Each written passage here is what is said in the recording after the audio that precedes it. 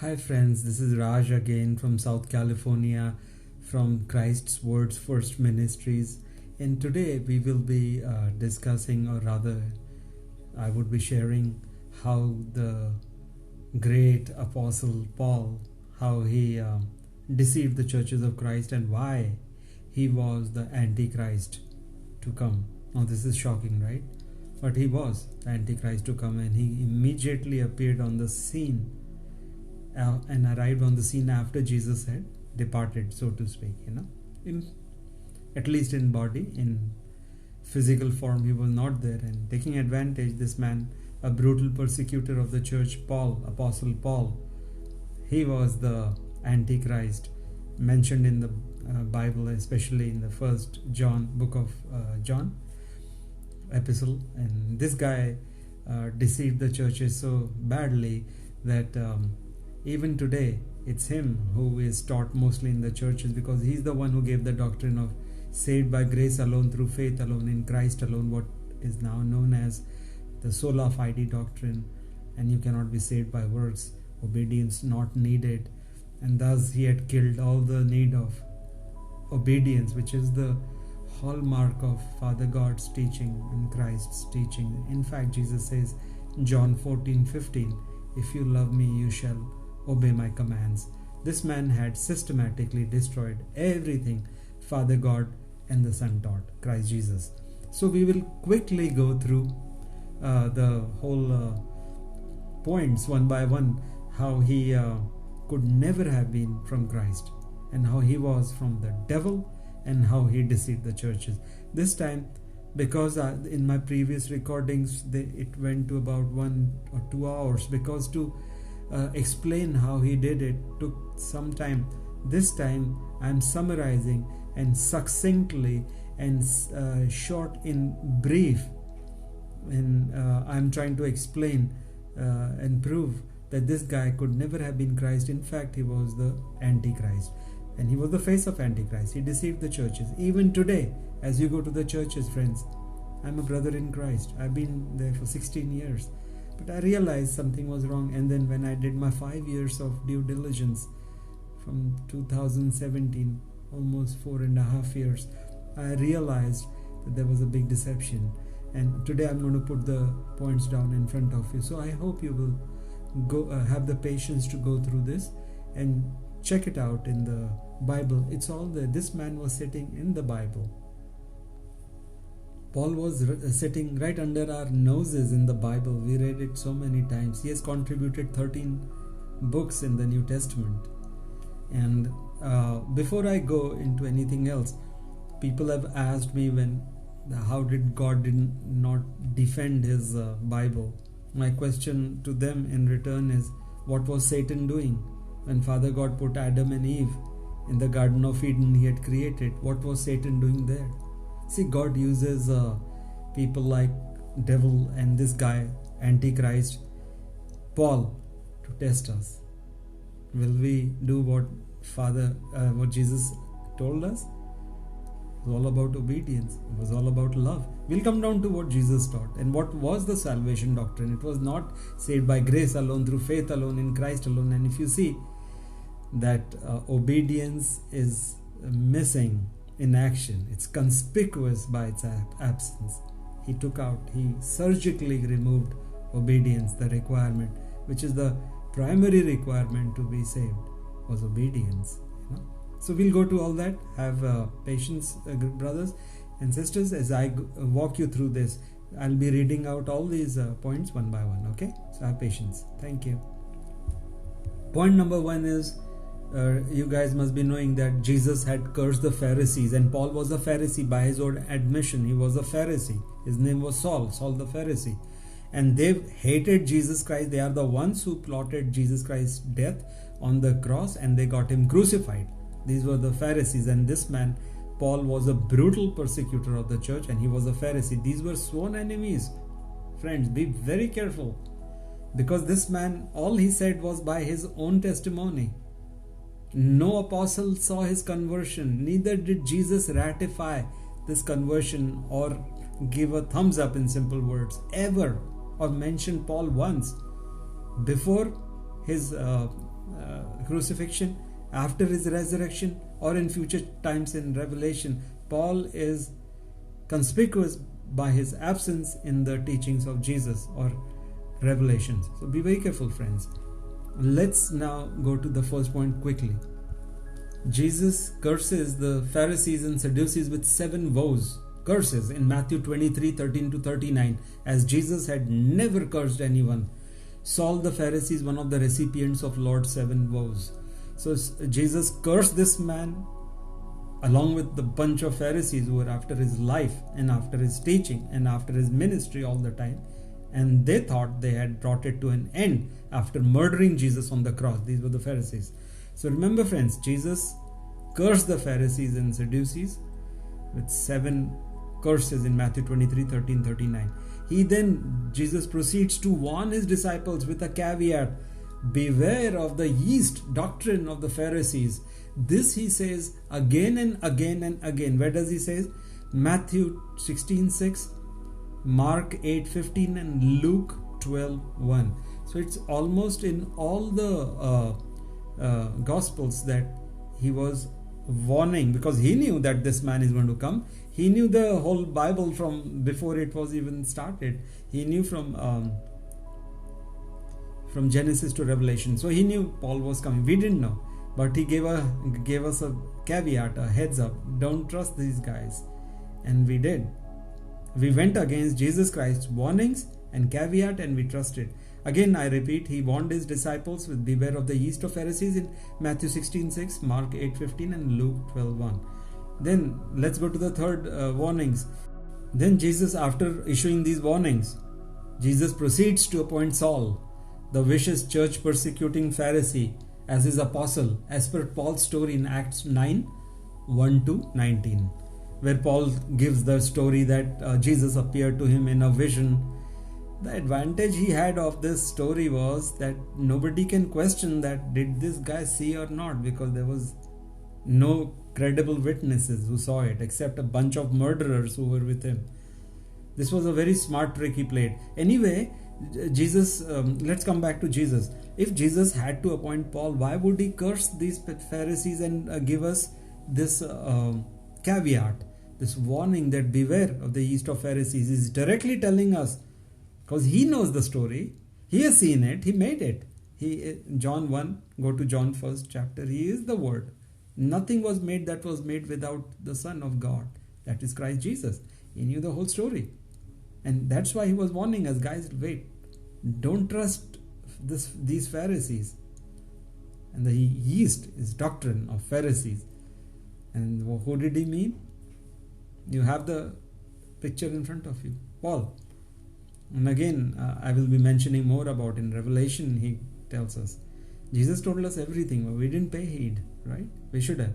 Okay, Jesus then proceeds to appoint Saul, the vicious church persecuting Pharisee, as his apostle. After giving this caveat, after delivering the caveat, beware of the yeast of the Pharisee, he goes and appoints someone, Saul the Pharisee, as his apostle. Do you think that's like Jesus going back on his word? Anybody could have asked him, Lord, you have given us a caveat, now you have turned back and appointed. No, he didn't. We accepted Paul as an apostle. Next point, friends. Let us see read Matthew 12:31, where Jesus said, therefore I say to you, any sin and blasphemy shall be forgiven people, but blasphemy against the Spirit shall not be forgiven. This is because Paul with his own mouth confessed, not only had he blasphemed Christ with his mouth in 1 Timothy 1:13, but made others. He made others. Not only did Paul blaspheme with his mouth, 1 Timothy 1:13, and this he himself reveals, but he made others whom he was persecuting bitterly, the young church of the Lord Jesus Christ. He made them also blaspheme the name of God in Acts 26:11. So he did exactly what Jesus says is the capital sin which cannot be forgiven, and that is blaspheming the Spirit. Not only Paul did that, but made others also do it. So I'll leave it to you, friends. Could Jesus have changed again his words, like gone back on his words that any sin can be forgiven, but this sin cannot be? And yet not only forgives after saying that this sin cannot be forgiven, but proceeds to do what? Appoint this sinner, capital sinner, as his apostle, according to Paul's theory, right? So be careful, friends. Let's go to the next point.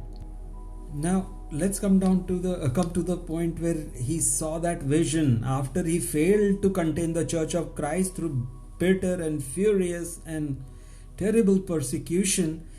He changed strategies. What did he do? He saw that the church is just exploding in numbers. People are just thronging to Jesus.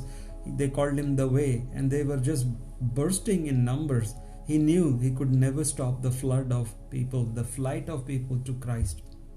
Many of them were the same people who had crucified, but they knew after he got resurrected, when he came back, and his apostles had gathered steam, that this is the guy, he's the Son of God, he is the Messiah. And Paul knew it was beyond persecution, so he did something very dirty and sneaky and dark, and that was deception. He twisted Jesus Christ's teachings. His teachings was love. His one point teaching of entire ministry was love, loving compassion. Anyway, we'll come to that later.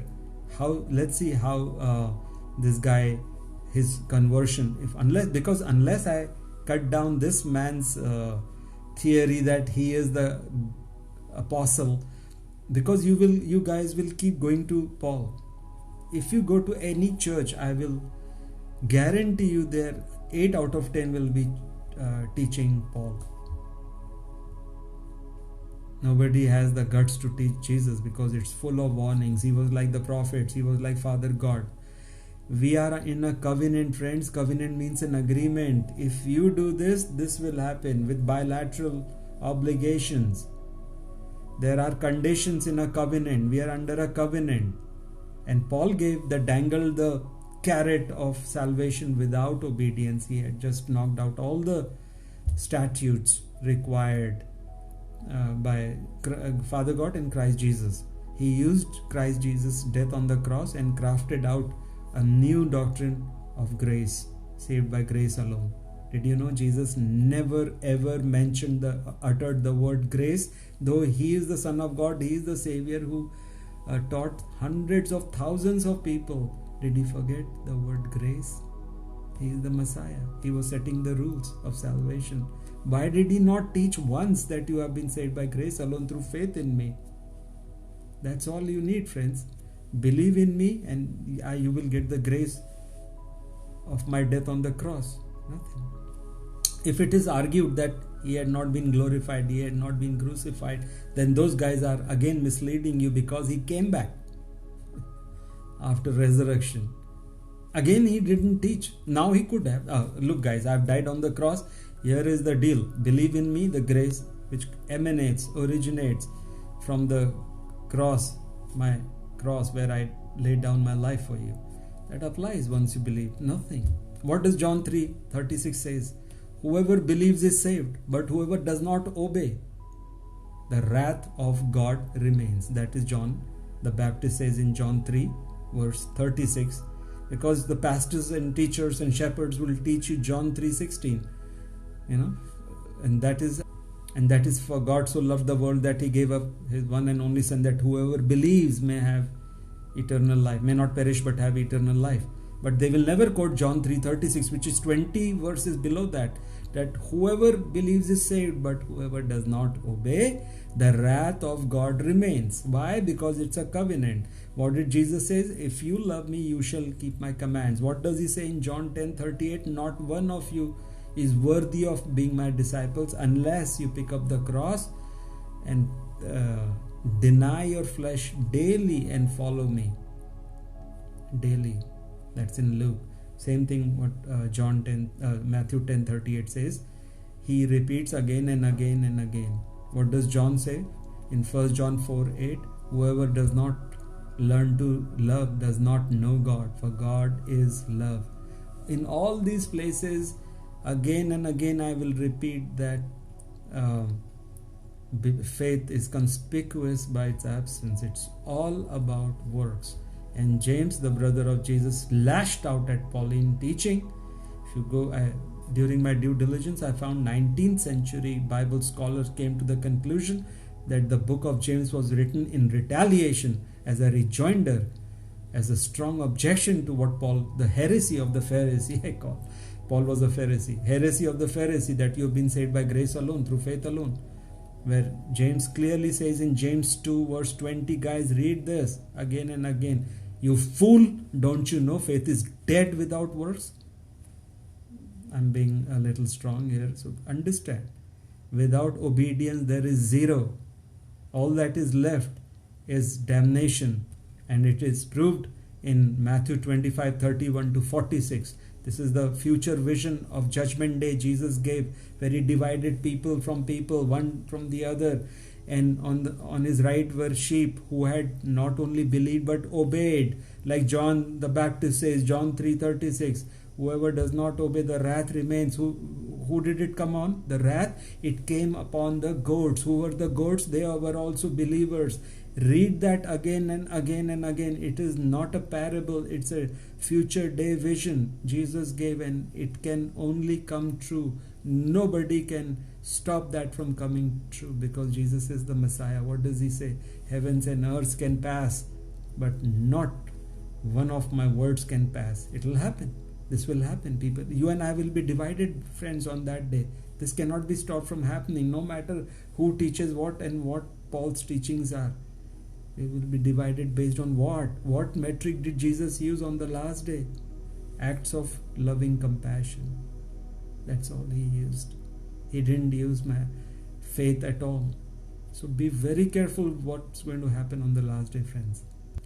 Let us examine quickly. This is kind of the whole gist of Pauline deception in 30 minutes or so, 30 or 40 minutes. I'm giving you the entire deception of Paul.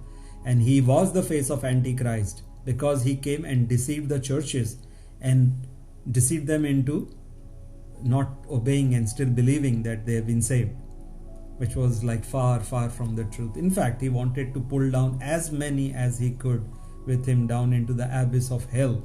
That is why he said that.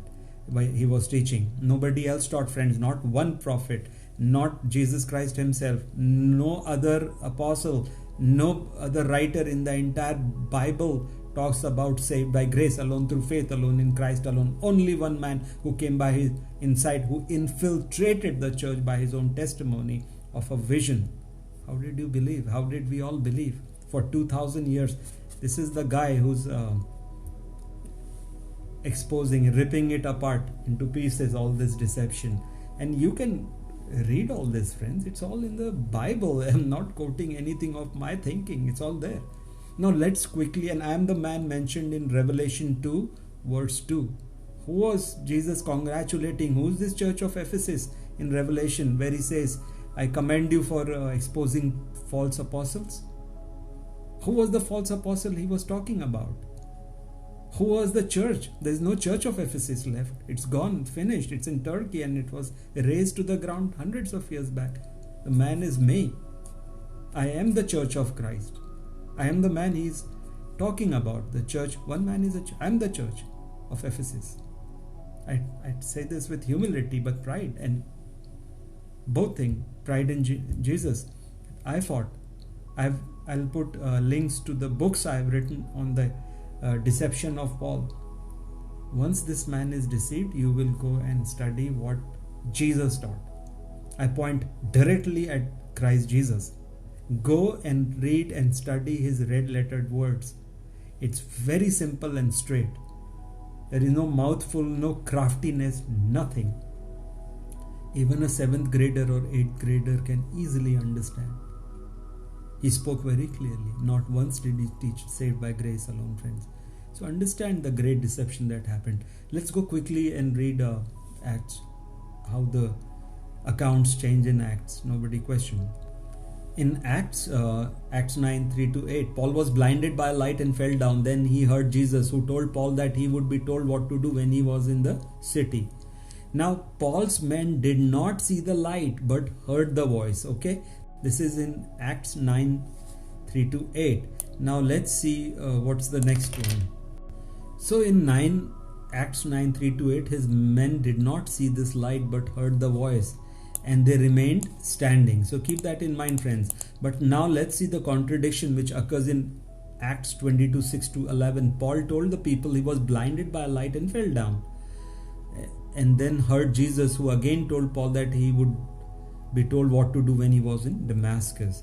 This time Paul's men saw the light, but unlike Paul, were not blinded. So there's a conflict now in the two accounts. It's not consistent. And this time they did not hear the voice. Okay, so there is they did not see the light but heard the voice, but this time they did not hear the voice. You know who changes accounts when the police interrogation happens? Those who are not speaking the truth, right?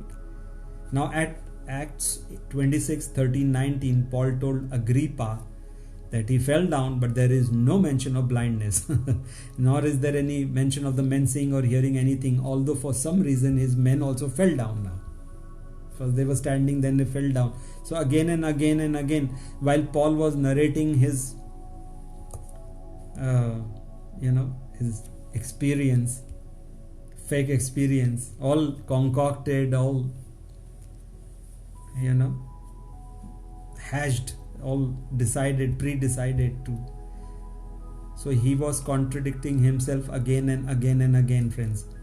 So this is why didn't anybody, the question is, why didn't anybody ask why the accounts were being changed? Why? The next one is rather interesting, that there is not a single credible witness who witnessed Paul's conversion. Did you guys ask? I was taught Paul million times over. In fact, Paul was mostly taught in my church, a Bible-based church. Why? Why was Paul being taught again and again? Because the churches do not have the courage, and I will say that with humility, because that is the truth.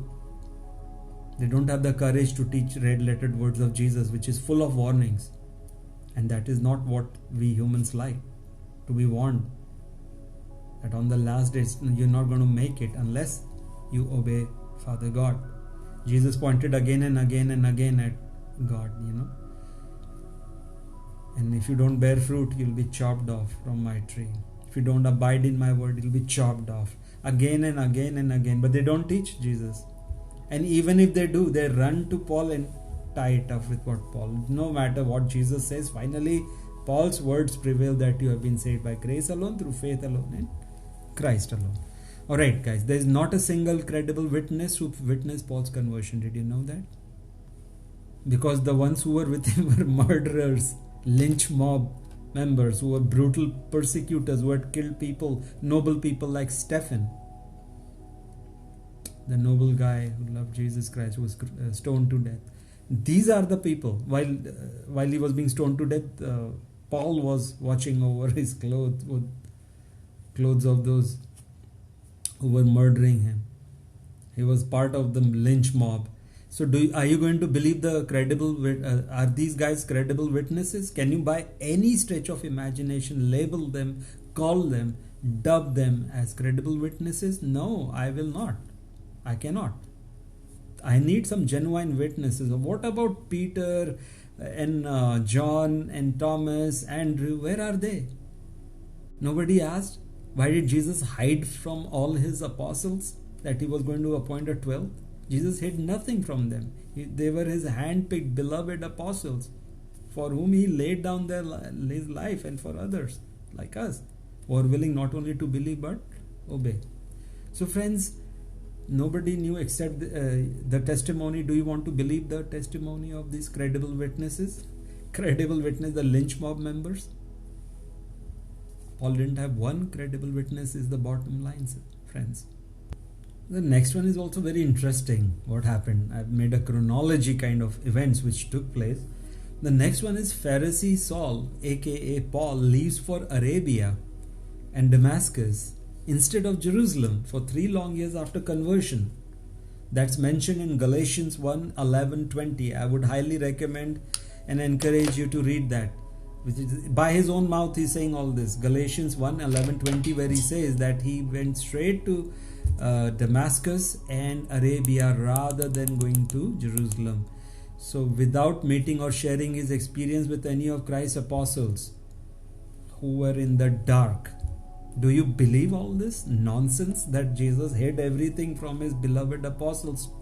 Just, it seems like he was terrified of this this Paul, and then because of his brutal persecution, Jesus can wipe out the whole earth in a flash and even the universe. Forget this little guy called Paul, and seems to be, okay, stop persecuting my church, let me take you to Arabia, give you tuition one-on-one what to teach the whole church.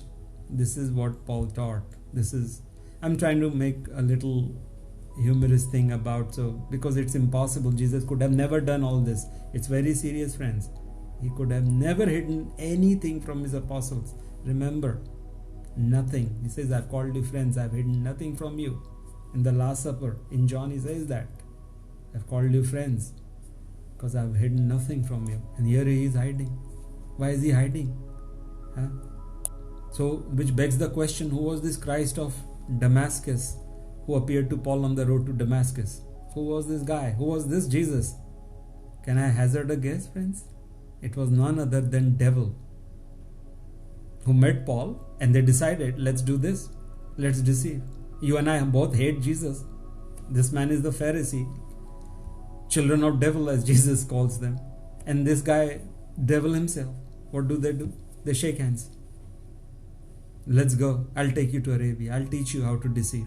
And then was crafted the nefarious, the dirty doctrine, the devilish, diabolical doctrine of saved by grace alone, through faith alone, in Christ alone. The flip side of this doctrine is you do not obey. What happens when you do not obey? You sin. I sin. And that is exactly what devil wanted and Paul wanted us to sin. Why? That we may be condemned on the last day. And that they can mock Jesus. Look what we have made out of your so-called church. Bunch of sinners. Have you heard of carnal Christians? Where does it come from? No fear of God. Where does no fear of God come from? Paul's doctrine of saved by grace alone, through faith alone, in Christ alone.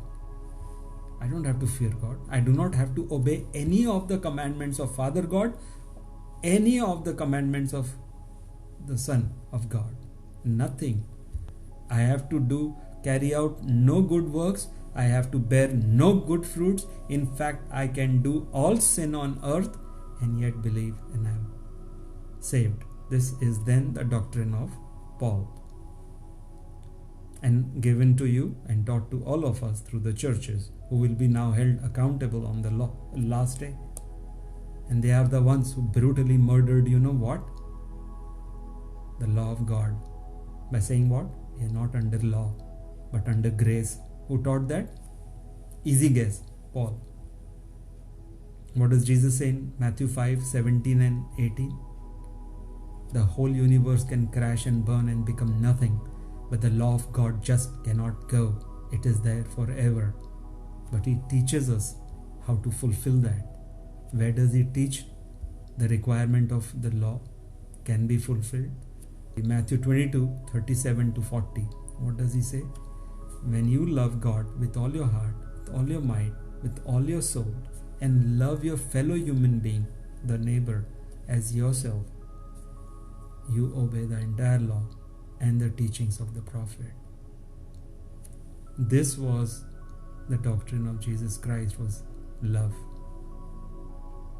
It was love. It was changed into this. It was twisted by Paul. And the churches tagged Paul. They towed his line, so to speak. And you were given and I were given the doctrine of whom? Antichrist, who had come with the express purpose to destroy everything Father and the Son taught. We are left only with Paul now. All their teachings gone, finished, smashed to smithereens. You're yet saved. Paul won't use those words. I'm smashing, cracking up, just burning up every teaching of Jesus and Father God. Because the carrot he dangled Saved by grace alone, through faith alone, through Christ alone. That's it. Believe and go to heaven. Believe and go to heaven. Here's your ticket. There's your visa. Sit in the lounge and wait for your departure call to heaven. It became a farce. The whole Christian faith, especially Protestants. I do not know about Catholic. What do they teach? I have never been there. Saved 2 or 3 occasions with my ex-wife. I haven't been there. I don't know what Catholics teach. But Protestant church of whom I'm a member, I must say they teach the the doctrine of devil. D. Devil's doctrine of deception. Taught by whom? Apostle Paul, who's the hero in a Protestant church. What does the great Martin Luther say? Sin robustly, but believe stronger in Christ Jesus. In fact, he uses the word sin boldly. This is attributed to him. I do not know how much is truth or not. He was a 15th or 16th century guy. Really? Or does Jesus talk about sin? Cut off your limb, gouge your eyes and throw it out. It's better to go into heaven without an eye or a limb than to enter hell with the whole body intact. That was Jesus Christ. He was exactly like the prophets. He was exactly like Father God. His whole thing revolved around obedience. But again, friends, I'll tell you that the whole requirement, obedience to the law, which is alive and kicking and convicting, will always be there because it was written by the fingers of God. Where? Jeremiah 31:33. It says very clearly, I shall put my law on the minds of people and on their hearts. They will be my people and I'll be their God. See guys, we cannot get rid of the law. Don't even think you're not under the law, or you're on something called grace. Grace which Jesus never taught and was taught by Paul. Why? Because he wanted us to kill the law of God. When you kill the law, you're automatically condemned. Why? Because it is written on our minds and on our hearts. Hebrews 10:16 references that, lest you think it's of the Old Testament. It's written in Hebrews 10 verse 16. It's on our mind, it's on our hearts, written by the finger of God. Where did he first write that finger of God? What did he write?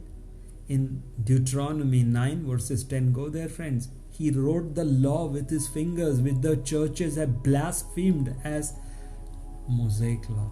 They call it Mosaic law. Really, churches? This is written by the finger of God. How dare you call it Moses? Moses was what? He was a postman. He was a very humble follower, servant of God.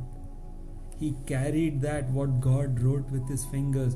Fortunate, God knew all this will happen, so he transferred that. See how smart he is. On your brain, mind, and on my heart and your heart. It's there now, so that we are without excuse. Now on the last day, whoever did not obey his law, and Jesus gave us a way out. Again I go back to that, friends. Keep that in mind. Matthew 22:37-40. What does it say?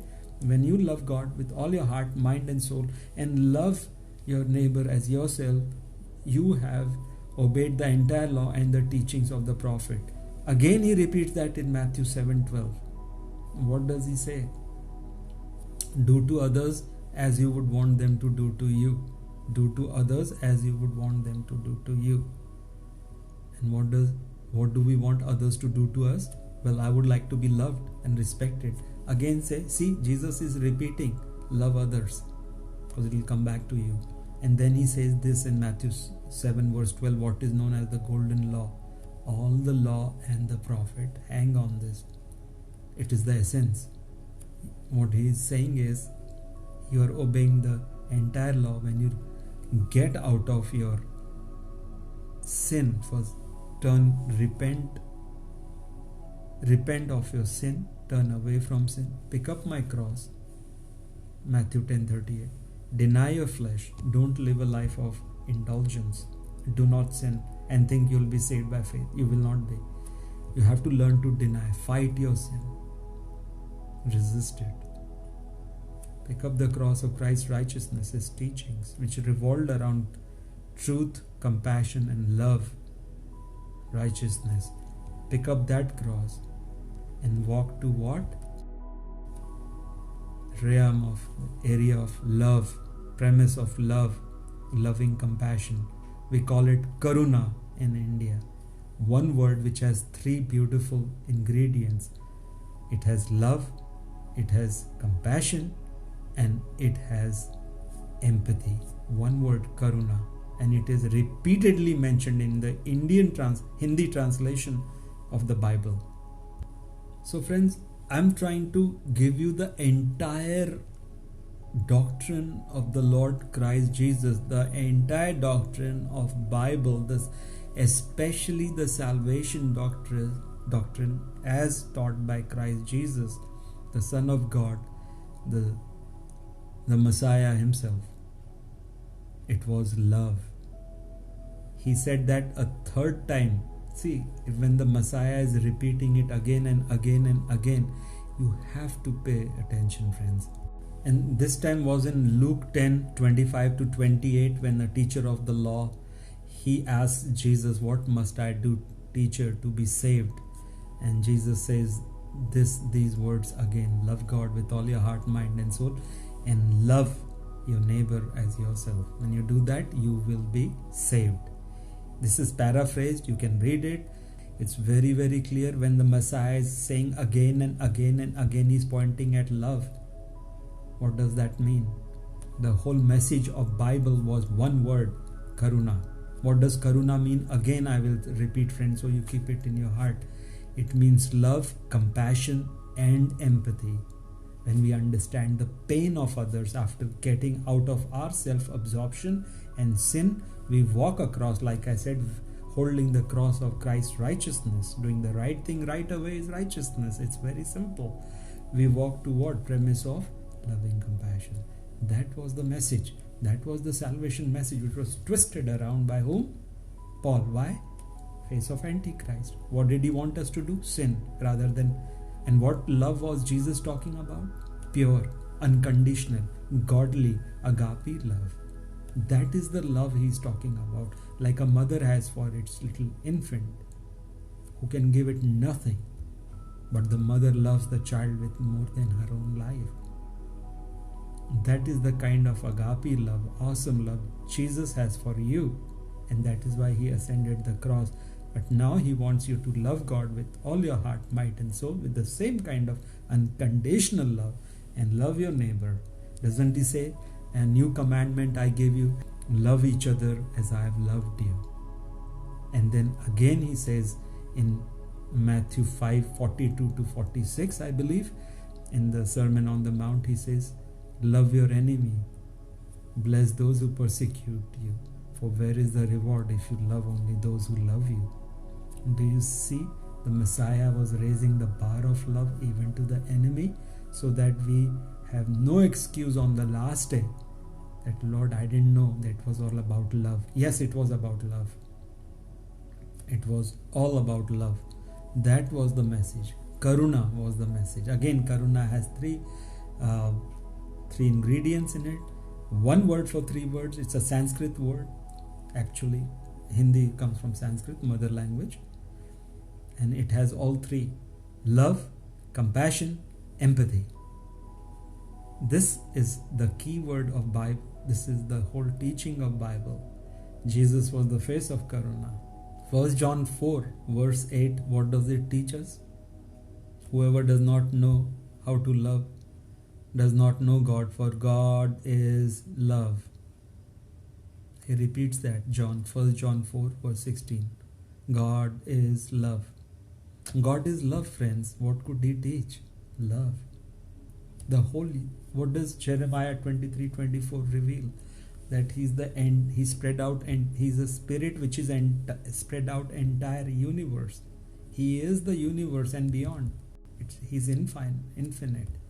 Where will we run from him? And what is he? Love. What is the universe? Love. The churches cannot. I'm not here to cast judgments on them, but they haven't been able to even teach Jesus. What will they understand all this? This is a revelation from the Lord, and He's using my mouth to teach you. I'm nothing, zero, negative. That is how I introduce. I'm nothing. I'm the average Joe and less than that. Failures are what my life is all about. That being said, He's using me to teach you, share this word with you. And it's all from the Bible. Not one word is my feeling, my thought, XYZ. So friends, remember, the core teaching of Christ is karuna, love, compassion, forgiveness. When all of this come together, one word is formed, karuna. Remember that. All languages belong to the Lord. He is the Father of all languages. Not one is from humans. What is from us? Nothing. We are born only to die. In this little short time, if we can pick up what He taught, we endear ourselves to His heart. And what is the proof that only karuna will save? Write this down on the tablet of your heart, friends. Matthew 25:31 to 46. What is famously called the goats and the sheep parable. Remember, it's not a parable. I call it the vision of goats and sheep. Matthew 25:31 to 46. What Jesus taught, that is the metric, that is the criteria He used on the last day to judge people from one from the other, who He will damn and who He will lift up and save. Nothing, all these churches and their teachings is not going to save you, friends, if you're not willing to turn away from sin and walk towards what? Loving compassion. If you have difficulty in understanding one word karuna, which has all three, love, compassion and empathy, then think about loving compassion, right? Think of it, loving dash compassion. That is what He's looking for. That is what He taught. That is what the story of Bible was for. There was a purpose. That purpose was to teach us to turn away from sin and walk to loving compassion. Sorry friends, I had to teach or share what Christ taught. Before I go back and finish off why this man was Antichrist, you must have realized by now this man didn't teach anything to teach about love. He didn't tell us to turn away from sin and turn to karuna, which is loving compassion. That was all that was used. Paul's theory, by the way, which is espoused by the church, flopped and was rejected in totality by Christ in the vision of sheep and the goats. Ask your pastors, ask your teachers, what happened on the last day? Guys, teachers, what happened? Why were the believers not saved? Because they were the goats. They didn't have acts of loving compassion. Ask your pastors, your teachers, what happened? How did the Good Samaritan, who was what? He was a part pagan. He was an idol worshipper. He was a part Jew. He was nothing called Christian. He had zero relationship with Jesus. What does Jesus lifts him up like a beacon in the sky?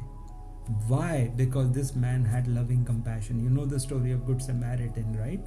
He helped somebody dying on the side of the road, and he didn't know he was a rank stranger who was mauled by and ambushed by some bad guys, and he was laying half dead. He picks him up on his donkey, takes him to the inn/hospital, pays for this man's treatment, and tells the innkeeper, I will come back. If more money is required, I'll pay that also. He's like Jesus Christ, who doesn't leave us. He'll come back.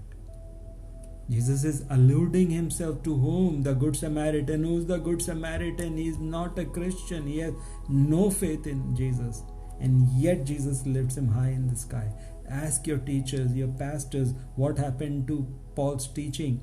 Saved by grace alone, through faith alone. Where did the grace come to this Samaritan? And how were the the goats condemned? Weren't they believers?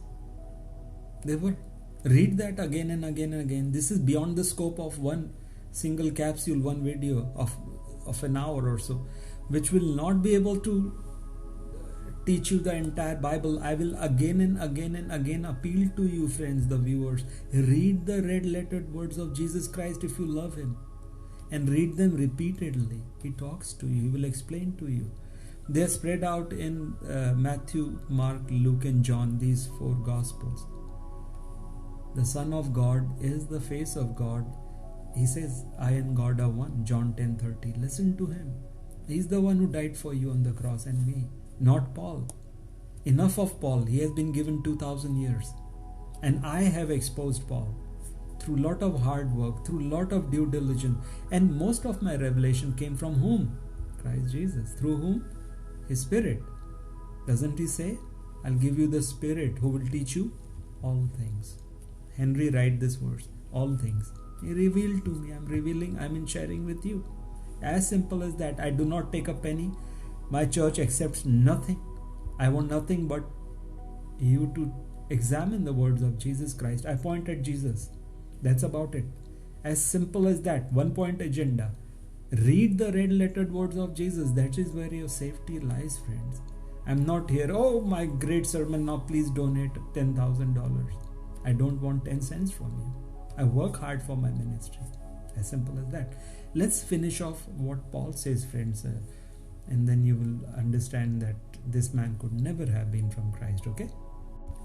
The other mystery is the apostles were not, which I mentioned, were not informed by Christ that he wanted to appoint a 13th apostle. Mr. Paul was the 13th apostle. Remember that there were 12 tribes of Israel and 12 apostles of the Lamb who were honored on the last day. Revelation 21:14. Who's this 13th guy? But anyway, we'll come to that very quickly. The apostles are not informed by Christ that he wants to appoint a 13th apostle. Okay, let's go to the next point. Neither does Christ prevent the 11 hand-picked apostles in choosing a 12th apostle, Matthias. Matthias was chosen in place of Judas. Remember that. And Jesus' Spirit was very much present. In fact, the Spirit of Jesus chose Matthias. It was in the presence of all his 11 beloved apostles, his mother Mary, and all the top brass of the Christian church. They prayed together. Read that, friends. It's in Acts 1:12-26. If Jesus had a problem with Matthias being appointed as the 12th, he could have said, wait guys, don't do it. He was actively communicating with the apostles even after he departed. He could have said, wait guys, don't do it. Let us wait because I have a 13th man in mind, Paul. Or does Jesus stop them? No. He appoints Matthias, who became the official 12th, appointed by whom? Jesus Christ himself. Check Acts 1:12-26. Let's move on, friends. And then, as I mentioned, Christ commends the church of Ephesus. I didn't realize it was me, and I say that with a lot of humility, heads bowed in honor to the Christ, that he chose a very ordinary man like me to reveal this. It's Revelation 2 verse 2. I mentioned in that he commends the church of Ephesus, which doesn't exist and cannot in the future times, for exposing false apostles. Because I took the initiative. I'll plant links. I've recorded a lot of videos which explain how this man could, in detail. This is more of a summary, yet this is going up to an hour because that much time is required, friends. You must have heard a lot of sermons. What is the use of listening to deception? This is not deception. This is what it is. This is the core teaching of Christ. It's Karuna. Let any pastor, let any teacher come and debate with me. I'll debate with a lot of love and respect, folded hands, and tell me why it is not Karuna, why Karuna is not the teaching of Christ and anything else. The entire summary of Bible can be put into one word, friends. It's Karuna, love, compassion, empathy. When you walk away from sin and walk to what? Karuna, with righteousness, cross of righteousness. That's it. Let's go to the next point, friends. Christ commends the church of Ephesus, which I just mentioned, and there is the next point is this. Paul reveals in 2 Timothy 1:15. This is very interesting. You know that everyone in the province of Asia has abandoned me, Paul says. So why did the churches, all of them were in Asia Minor, which is now Turkey in the present day. Why did all these churches concentrated there. Why did they reject Paul? At least on one occasion. Even if the churches will defend Paul, and they have the habit of defending Paul very stoutly so that they can teach his blasphemy, his heresy, saved by faith alone. Now, even if they say that later on they change their mind, why did they in the first place reject this man? Think about it. I would ask you to ponder upon that. And that's in 2 Timothy 1:15. Next, Christ goes on to honor 12 of the now. Now, next point is Christ goes on to honor 12 of the now 13 apostles in Revelation 21:14, where only 12 apostles' names are mentioned. Only one of the two, Matthias, who was handpicked by the apostles of Christ, or Paul, will find a place or name in the New Jerusalem.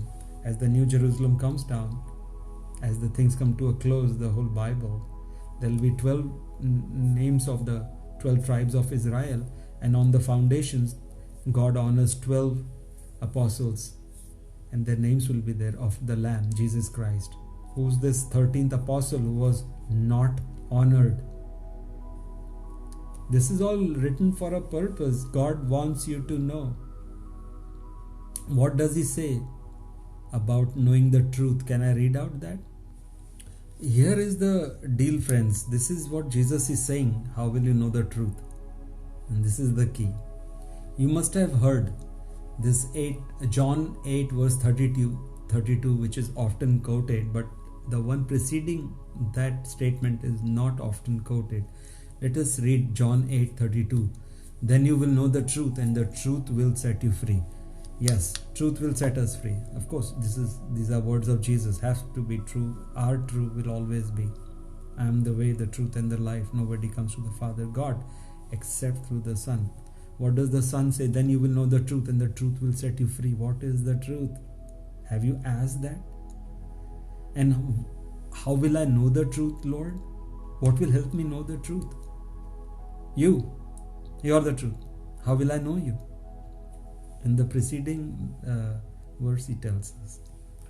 He says, if you continue in my word, if you continue to obey what I taught you, my teachings, then you truly are my disciples. Otherwise not. Only if you continue to obey what I have taught you, you are my disciples. Then you will know the truth, and that truth will set you free as it set me free. Now I know it was all about Karuna, and there was an Antichrist who had come, and we were waiting for the Antichrist to come. He was already there on the scene. He arrived as soon as Jesus departed. Taking advantage of his physical absence, Paul jumped in to the ring with his deception story, and we believed it like that is it. We don't have to obey because we don't want to obey. We are sinners. We love to not obey and we love to sin. Everything was accomplished. Eat your cake on this earth and have it too. It's not going to happen. You have to live a life of denial here. Pick up the cross, deny yourself, deny your flesh, which is full of what? Desires, carnal desires, other desires, greed, jealousy, whatnot, and follow the Lord of the universe. This is what the teaching was. Again, if you continue in my word, you are truly my disciple, then you will know the truth, and the truth will set you free. The whole game revolves around obedience. Again, like Jesus is so wonderfully like God himself, who was all about obedience. Read Deuteronomy, friends, read Joshua, read Exodus. It's all about obedience and the harsh judgment that waits people who do not obey. Jesus was no different, friends. The difference in the whole thing is Jesus explaining it is through love, through karuna, through compassion, through mercy to others, empathy, that we fulfill the entire obedience of the law and the teachings of the prophet. Jesus is the law, and he is one of the prophets, the last prophet. He is the face of God. You honor God when you love others. And love God first, and be fearful. What does Ecclesiastes 12:13 say? All the duty of mankind is fear God and keep his commands. You'll find no disparity anywhere. You will find no deviation rather, or divergence, except one man, Paul. Now you know the face of Antichrist today? Paul. Alright friends, let's go to the next point. You must have read the Bible, friends. I'm assuming you have. Jesus Christ wants that do not call anyone, this is in Matthew 23:9, do not call anyone on earth Father, for you have only one Father and He is in heaven, that's God. But Paul goes on to say in 1 Corinthians 4:15, look, he's playing God, he's taking the place of God. Try to understand what's going on, how devious it is, friends. Paul goes on to say in 1 Corinthians 4:15, even if you had 10,000 guardians in Christ, you do not have many fathers. For in Christ Jesus I became your father through the gospel. Now he has the audacity to call himself Father. I have become your father. Don't you see what's happening here? He has become our father. You accept him. I'm not going to accept this man calls himself Father when Jesus has warned us, do not accept anybody as Father. Here he's teaching, I am your Father. And the churches seem to have loved that. Then he says, by saying all scripture is God breathed, look at the blasphemies. He was mixing. His biggest strategy was to mix and sell the bad with the good, with a lot of bad mixed in it. He says, by saying all scripture is God breathed, one of the favorites of the churches in 2 Timothy 3:16, Paul committed a double blasphemy. Not only did he place his words at par with the words of Almighty God in the Bible, like all scripture, his own words are also God breathed, right? But he's now at par with the words of, and his words are at par with the words of Father God and the Son Jesus. But now, unfortunately for him, by saying that all scripture is God breathed, there are the words of devil also in the scripture. Are they God breathed, friends? I want to ask you one on one. Are the words of Satan God breathed, which are recorded in the Garden of Eden where he deceived Eve and Adam? And then there are the words of murderers. There are words of rapists like Amnon, the son of David, who raped his sister Tamar, and his words are recorded. There are words of the people who mocked Jesus, who thrashed him, who beat him up, who slapped him, who spat on him, and they crucified him. There are those mocking words. Are these words of God? Do you believe this? All scripture is God breathed? Nowhere in the scripture, in Bible it is written except this. Paul who says this. I feel very bad and furious, but that is it. Everything is God breathed. He said that so that his words are God breathed. Do you see the deception, friends? Then Paul says, a favorite of in Romans 6:23, for the wages of sin is death, but free gift of God is eternal life. Because of shortage of time, I'm not going to go. Again, he touts the gift of God is eternal life. It's a free gift, free gift. You must have heard 1,000 times. There is no greater lie than that. Jesus rubbishes that claim in Luke 14:25-34 by stating the large cost of becoming his disciple. He says to be ready to give up everything if you want to be my disciples. So due to the shortage of time, I won't read it out to you, but Jesus warns in Luke 14:25-34. What does he warn? That be ready to give up your everything, as Peter, John and the other disciples did, apostles did, to come to Christ. If you want to follow Christ, you have to be ready mentally to give up everything. Not only that, you have to be ready even to lay down your life. When Jesus says, and it's there, read that for yourself. I'm not reading this from my own thoughts. This is straight from Christ. I do not quote anything beyond what mostly Christ taught, and the rest is disciples. It's written very clearly, unless you're prepared to give up everything, you cannot be my disciples. Then how can you be saved when you're not even his disciple? Here it's a far cry from believe and save. Jesus' teachings were dramatically different. They were far different from what Paul taught. In fact, Paul twisted the whole message of Bible and converted it into a major farce. Believe and go to heaven. Do the worst kind of sins and enter heaven. So check up Luke 14:25-34. That there is no free gift called eternal life. Nothing. On the last day you will be judged, And proof of that is again Matthew 25:31-46. Read Revelation 10 times. Everything he says, behold, my reward is in my hands, and I will give each one of you according to what you have done. It doesn't even say what did you believe. Like he saved the Good Samaritan. Not only that, he lifted him high in the sky who had no faith in Jesus. There will be a lot. I have not come, to save the righteous, but the sinners. Who are the righteous? Think about these things, friends. Paul kept teaching about salvation by grace through faith, but Jesus says whoever wants to save their life will lose it. Whoever tries to crave and tries to get saved will lose it. Remember that, friends. I have no time. I will not go into that. There are tens of places throughout the 4 Gospels. He says again and again and again, whoever wants to save their life will lose it. But whoever is ready to give up their life for my sake and for the sake of the gospel. Henry, please, the verses. And these are the guys who will be saved. Remember, friends, be ready to lay down your life for Jesus if needed. He may call you to do that. And if you are found short, forget, believe and save. Even on that, if you are not willing to lay down your life for the Lord, you can't make it on the last day. I'm very honest. I'm very straightforward because I don't charge money. I just share the gospel as it is. Love Him, love God, love all people. Walk away from sin. Walk to what? Karuna.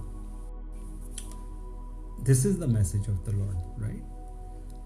And let's now read as a final confession of this apostle, so-called Apostle Paul. What does he say about himself?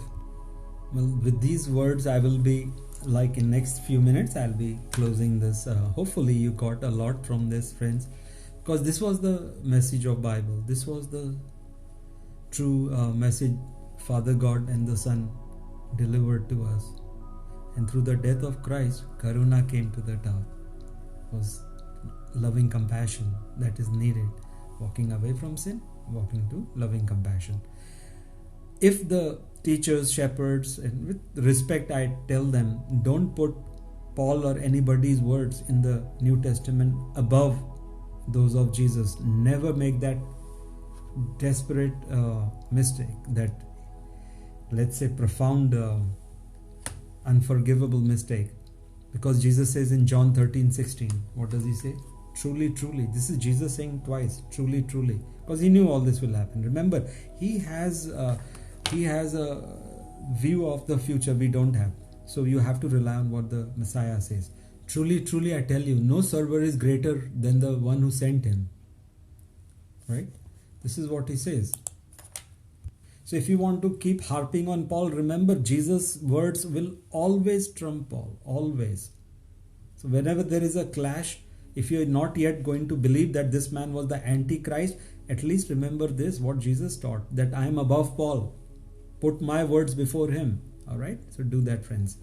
Because that's mentioned in other places like Matthew 10:24, a disciple is not above the teacher, nor a servant above his master. Then he says Luke 6:40, a disciple is not above his teacher, but everyone who is fully trained will be like his teacher. So remember, Jesus' words will always trump that of Paul or anybody else. Rely on his words. There is no salvation by grace alone, through faith alone, in Christ alone. Jesus did not teach or even utter the word grace. Now let us examine with these two verses. We'll fold this up, friends. This is what Paul is making fun of us. He's mocking us because he was a brilliant student of the law. He was very smart, but he was an evil genius. And he knew that through his message or through his apostleship, he had killed the law of God. That was the key. You cannot kill God's law. It just cannot go. I mentioned that, right? It just cannot go. And it will always be there. And this is how he's mocking us. And gave us the twisted doctrine of grace. Nobody else gave. Paul gave. Look how he mocks us. Paul says in Romans 1 verse 25, we the people exchanged the truth of God for a lie and served the creature rather than the Creator. Now, this is where he was playing with us. We did exchange the truth of Lord Jesus for the lie Paul taught, right? Saved by grace alone, through faith alone, in Christ alone. That was a lie. And Jesus didn't teach that, right? And we exchanged the truth of God. He's saying that. Paul is saying that. Because he knew we will do that. How did he know? Because he had vehemently and very effectively argued and twisted the gospel. And he knew this will be the end result. What the predicament we are in today. That we are taught what? The doctrine of devil. Through whom? The Antichrist. Who is that? Paul. And he knew that. He says that in Romans 1:25. He makes a prediction. They exchanged the truth of God for a lie. We exchange Jesus' teaching with that of Paul, the Antichrist. Christ's teaching with Antichrist. That's why he's saying that. He knew that. I'll quote one last verse and then we'll fold this up. This is the revelation of, or rather the confession of the Antichrist, Paul. Clinching evidence, he was the Antichrist. This is what he says. It's worthy of being quoted again and again. The great Apostle Paul. The face of devil, the face of Antichrist. This is what he says. 2 Corinthians 12 verse 16. Be that as it may. This is Paul speaking to the Corinthians. 2 Corinthians 12:16. Be that as it may, I did not burden you with myself. Nevertheless, the crafty fellow that I am, I took you in by deception. Let me read that again. The crafty fellow that I am, I took you in by deception. What is he calling himself? Crafty. How does he say he took you in? And me? Deception. Who does that? We know. This is the words of the Antichrist Paul. And with this, friends, I close this video. Thank you for watching. I'll be placing links. There are some other videos, my books also. I worked very hard in trying to expose Paul with one single purpose: to encourage the reader, all those who love Jesus, all those Christians and others who love. There was nothing called a Christian at the time of Jesus. Whoever loves Jesus is the one who will keep his commands. John 14:15. If you love me, you shall keep my commands. So friends, hopefully this has been of use to you, and this has exposed this fake apostle, and that he himself says that the crafty fellow that I am, I took you in by deception. Read the red lettered words of Christ, friends. They are the ones which capture all his teachings, all his benedictions, all his blessings, and all the message of the Bible is captured in the red lettered words of Christ. And that is my purpose, not to get after Paul, but to expose him so that we may read what Christ taught. And what did Christ teach? Karuna, love, compassion, empathy. Turn away from sinfulness, pick up the cross of his righteousness, and walk to Karuna. Thank you, friends, and God bless you all.